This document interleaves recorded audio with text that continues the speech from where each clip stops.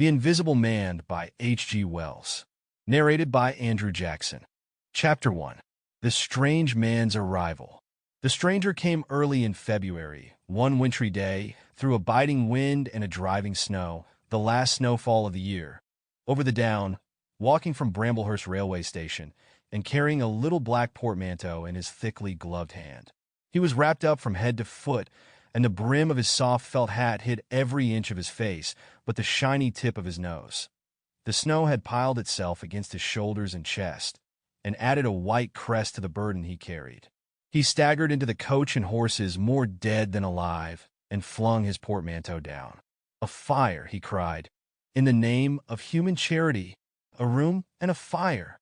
He stamped and shook the snow from off himself in the bar, and followed Mrs. Hall into her guest parlor to strike his bargain. And with that much introduction, that and a couple of sovereigns flung upon the table, he took up his quarters in the inn. Mrs. Hall lit the fire, and left him there while she went to prepare him a meal with her own hands.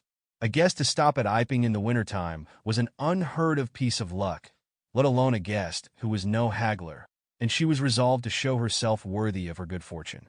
As soon as the bacon was well under way, and Milly, her lymphatic maid, had been brisked up a bit by a few deftly chosen expressions of contempt, she carried the cloth, plates, and glasses into the parlor, and began to lay them with the utmost eclat. Although the fire was burning up briskly, she was surprised to see that her visitor still wore his hat and coat, standing with his back to her, and staring out of the window at the falling snow in the yard. His gloved hands were clasped behind him, and he seemed to be lost in thought. She noticed that the melting snow that still sprinkled his shoulders dripped upon her carpet. "Can I take your hat and coat, sir?" she said, "and give them a good dry in the kitchen?" "No," he said without turning. She was not sure she had heard him, and was about to repeat her question.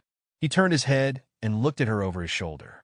"I prefer to keep them on," he said with emphasis, and she noticed that he wore big blue spectacles with sidelights, and had a bush side whisker over his coat collar that completely hid his cheeks and face.